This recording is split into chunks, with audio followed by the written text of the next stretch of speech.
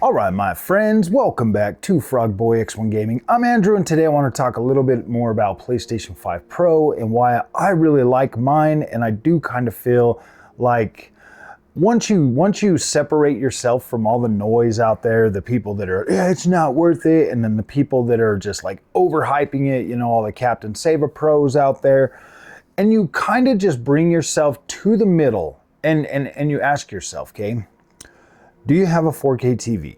Did you buy like one of the expensive OLED TVs that do the VRR and 120 FPS and all of that stuff? Because I've been sitting here on my PS5 Pro today. I've been playing some of my favorite games that I actually have a copy of on the PS5 Pro. And I go back and I remember that experience. Like take a game like Forspoken, for instance. And you know, when I was playing that game before, you know, I had obviously, you know, it's got the 120 hertz mode, so it gives you the 40 FPS in the quality mode. It gives you the 60 FPS mode. It gives you the ray tracing. It tried to give you so many different things in that game, and people literally tore that game apart, mainly because performance was like 720p. Like it looked blurry, it was fuzzy. I did end up playing through that game on PS5 on my 1440p monitor, and it definitely looked better.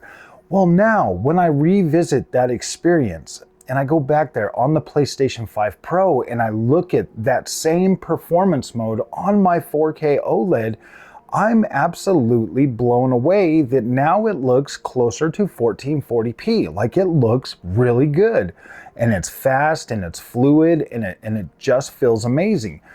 And then when I look over at even the quality mode, so I put on the quality mode and I'm sitting there and I'm looking at this thing and I'm like, okay, it's supposed to be like a 40 FPS mode, but this definitely feels higher. Like the overall frame rate for this game definitely feels better. And I'm sitting there and I'm just looking at the stunning quality of this image and the way that, see, I was one of those people that absolutely loved Forspoken. I thought it was an incredible game. I like Frey as a character. I like the world.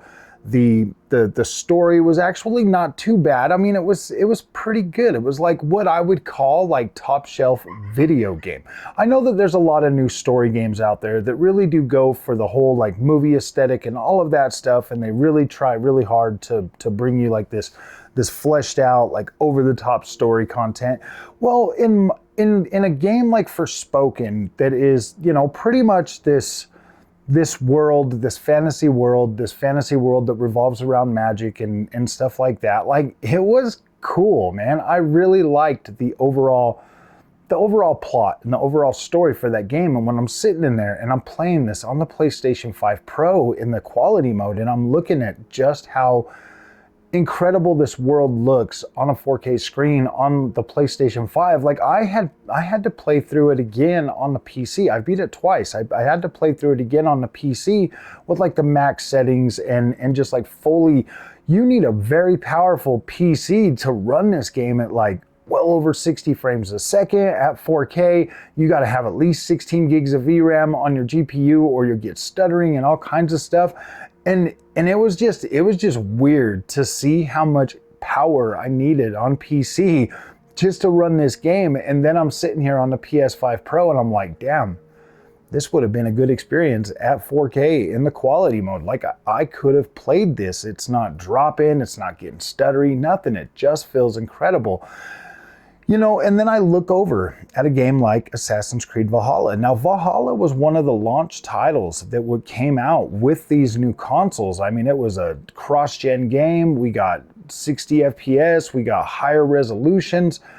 We got a quality mode. We got a performance mode. So we were still able to play at 30 frames a second, or we were able to play at 60 with lower resolution and stuff. And I'm sitting here and I'm looking at Valhalla, and I remember distinctly feeling like the Xbox Series X version looked better back when I first got it. Like the overall sharpening effect and everything on the PlayStation 5 version just kind of turned me away from that. I was just like, I don't like that sharp look with the overall like texture quality and material quality that are that's in a game like Assassin's Creed Valhalla. Like that game the textures and stuff, you know, the faint kind of textures and stuff that it produces, they don't look really good to me sharp. They actually look better softer. And now when I'm sitting here playing it on the Pro, like I'm blown away. Like the draw distance is amazing, the pop in, the LOD detail for like the grass and the vegetation and stuff when I'm running around and I'm looking at this world now. I'm just absolutely like, wow, this is really good. Like I remember distinctly like the Xbox version having like this culling effect, or like when you're walking and I would see like the bushes like loading in, like just kind of just, you know, they would load in gradually. Well, on the PlayStation 5 Pro, the load in is so much more, to me, it just looks more discreet. Like it's not just popping in like real bad. Like it's kind of loading in at a perfect distance to where the detail is resolving as I'm walking closer to it. And I'm like, wow, man, this is actually a really good upgrade for what we already had. And I know there's a lot of people out there being like, oh man, well the PlayStation 5 is good enough. And then I ask you guys, I've had so many games literally ruined for me on the PlayStation 5 because the performance mode was just so low of resolution. Sorry, that light freaking died on me again. It was just so low of resolution that it just looks so fuzzy and blurry. And I mean, like, just even this year, a game like Final Fantasy VII Rebirth, I played through it. I had to play through it on the monitor, and it still didn't look that great. Now when I boot that game up and I'm sitting there and I'm playing that and I'm experiencing this game on the PlayStation 5 Pro, and it just looks so much cleaner and a lot better. That experience would have been so much better for me. You know, even going back and looking at Final Fantasy 16 on this, another game that I played through on the PlayStation. I personally see a lot of people will be like, oh, it's not worth it. And I'll be like, dude, there's games that come out that are exclusive to PlayStation day one that you can't get anywhere else. I want the best experience day one. I don't want to have to wait for the game to come to PC so that I can get an upgraded version if I don't have to. I mean, like, I would love for the games to launch day and date on PC. Like, I'm not trying to say that, like, I want the PlayStation 5 because I want exclusives. No, I would much rather prefer the games just come straight to PC so I could buy them on PC and not have to worry about any of the console limitations. But now that I actually have the ability to have a PlayStation 5 Pro, that makes it a lot easier for me to be like, okay, man, like if you're gonna make it exclusive, at least PlayStation's giving me the option to have a better experience at launch, as opposed to just having to buy games and run them at like 864p. Like, that was getting so annoying this generation, having games drop that damn low in resolution. Sony and Xbox know damn well that we all went out and spent money on these 4K displays so that we could play these next-gen consoles and have good graphics. And it's like, I'm not necessarily mad that the games, you know, I would have much rather them just kept the visuals like last generation visuals, and then give us a cleaner overall, better image quality with a higher performance, instead of like going all out and like really dragging these consoles down as far as they have. I mean, we're getting games that are sub 720p on Xbox Series S, for freak's sakes. And people on those are running them at, I mean, if you're running at a 1080p TV, it's still, but the resolution has regressed significantly just from even just the last generation consoles.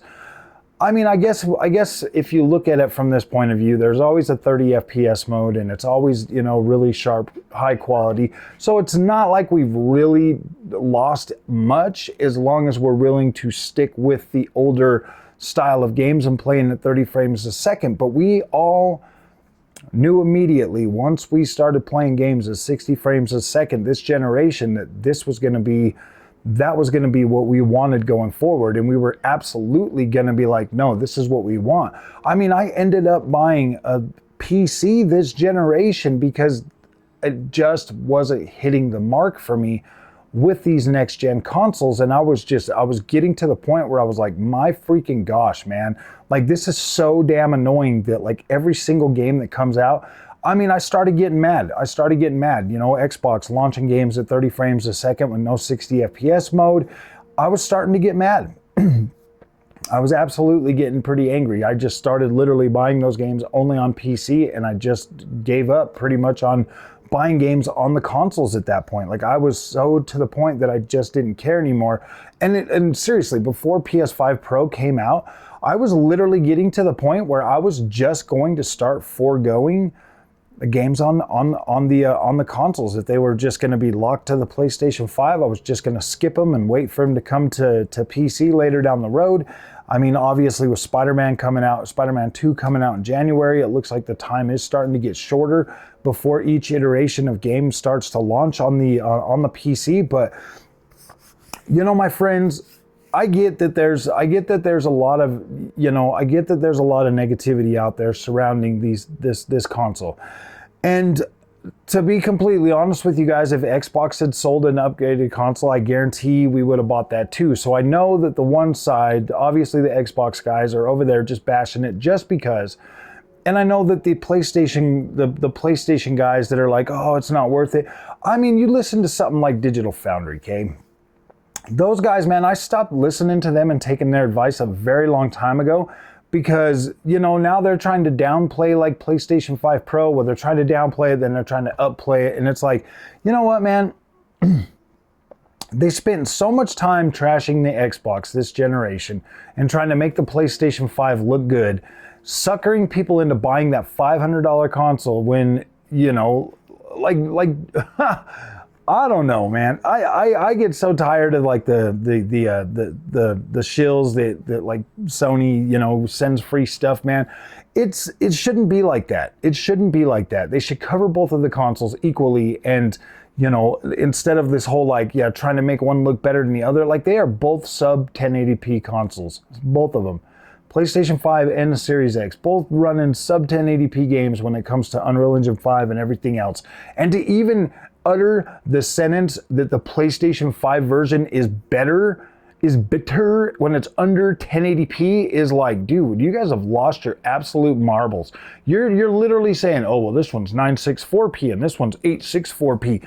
No, both of them have failed at that point. If they are not minimum 1080p, they have both failed. Literally failed. And to even try to say one is better than the other at that point, no, they're both absolute freaking garbage at that point. If they cannot even do last generation display resolution at 1080p, no, they have both failed. And for people to be out there trying to split hairs and say, no, this one's better than this one, no, man, they might as well just be Xbox Series S's at that point, because that there is supposed to be a 1080p to 1440p console, and it's not even hitting, I mean, it's literally hitting freaking CRT. It's literally hitting CRT levels of resolution at like 480p. So yeah, that one's a failure too. Like every single one of these consoles this generation are absolute failures, if you want my honest opinion.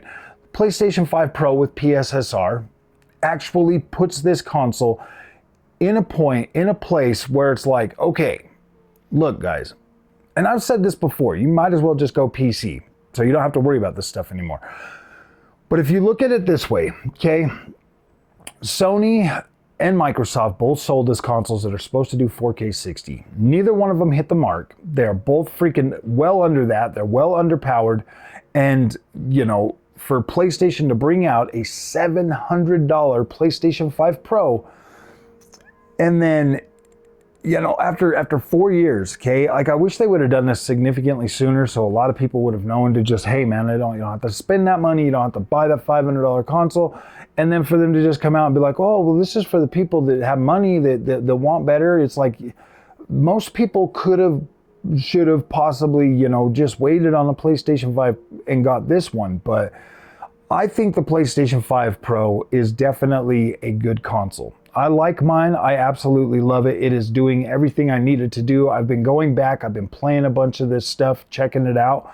And all of these games that used to infuriate me and like make me mad and have me checkerbird hunting and stuff like that, these experiences are significantly better now. I am definitely happier with the overall outcome of what the PlayStation 5 Pro has been able to to deliver, especially for old games. And I've said this before, I was happy about Series X supporting old games. Even when they launched with nothing really new, I was still excited and still happy with the upgrades that I got for my old games. So yes, I am exactly in the same mindset when it comes to PS5 Pro toward the games that are already out. Now, you got to look at it this way. This is a new way to experience the games that you already have, and for upcoming games that you're definitely going to want that extra power for. Now, the question is are you going to sit there and be mad and pout and throw a fit and start console wars and do whatever you got to do just to try to pretend like this doesn't affect you? Or are you just going to go out and figure out how to get one so that you can be happy, so you don't have to be upset? Is it worth it? Absolutely. By the time you get this thing and get it home and you start playing it, all your madness and all your anger and all your whatever is gonna melt away, and you're gonna be right back to your favorite little, oh my gosh, I love this thing, and showing it off and being happy about it, because it is worth being happy about. It is worth celebrating. But guys, this does set a freaking precedent for PlayStation. I mean, they were never going to give up the Pro moniker. They were always going to do this. This was always going to come. Next generation, it's going to come too. So yeah, get used to this. It's either you're going to buy the base console when it comes out, or you're going to wait for the Pro. 4 years for a console. Let's put it this way, okay? In the GPU space, it's a two-year cycle. You get a GPU, 2 years later, a new one comes out, after that. Obviously, you're losing power. You're not going to be running games the same way you were running them before. Obviously, you're losing power. PlayStation 5 Pro, for the very first 2 years, same with Xbox Series X, they ran the games absolutely perfect. 2 years later, after that, we started seeing these games fall off. PlayStation 5 Pro enters the room, and it is now a 4K machine again. Like, it's ready to rumble. Like, in 2 years, your games are gonna start dropping off from what they're gonna be for the next couple of years with the new PlayStation 5 Pro. Yes, you're getting closer to having to upgrade like you would a PC if you absolutely have to have the best. But in a console space, you kind of do have to upgrade every 4 years. To be completely honest with you, if they put out new hardware that takes advantage of like new settings and new features and stuff like that, yes, it is absolutely worth upgrading. You're getting a $700 console, whereas a GPU is going to cost you anywhere from $5,000 to $2,000 just to upgrade your GPU every 2 years. You don't have to upgrade every 2 years, but you know, depending on where you go, if you go at the top end, then you got like 4 or 5, maybe 6 years. But if you're getting like a mid-range card, yeah, every 2 years, you might actually need to be upgrading for about $500. So I don't necessarily look at the PlayStation 5 as an expensive, you know, like I don't think it's too expensive for what it actually brings to the table. You're getting 2 terabyte SSD, you're getting Wi-Fi 7, you're getting freaking PSSR, you're getting 45% more power, you're getting more for your money. You're actually getting a pretty decent deal. They could have skimped out. They could have just made this 1 terabyte. They could have not added Wi-Fi 7. They could have not done some of the stuff that they did, but they added those extra features to make the system better. They could have even skipped at PSSR and just did FSR2 or whatever and just added more power. It would have probably been cheaper, less R&D for Sony, but no, they went out of their way. That's the reason that you should probably pick up the PlayStation 5 Pro. In all honesty, is the PSSR. That's the main selling point for me. And obviously that's the main selling point for a lot of people. When you look at what NVIDIA has done with DLSS and the level of quality that DLSS can produce at 4K for the amount of money, like a 4070, buying in at a 4070 and still being able to utilize that at 4K, you start to understand and you start to see that, like, okay, PSSR is the real deal. Okay, and until you see it on your own screen, I don't necessarily know if you're going to see that or know that or whatever, but it absolutely looks good at 4K, and even better if you downsample to a 1440p monitor.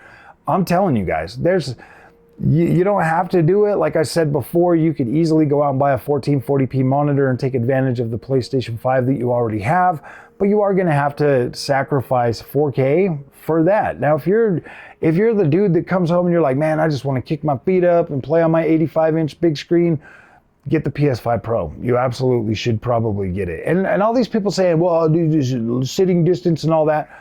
Trust and believe, you can see the difference. You can see the difference.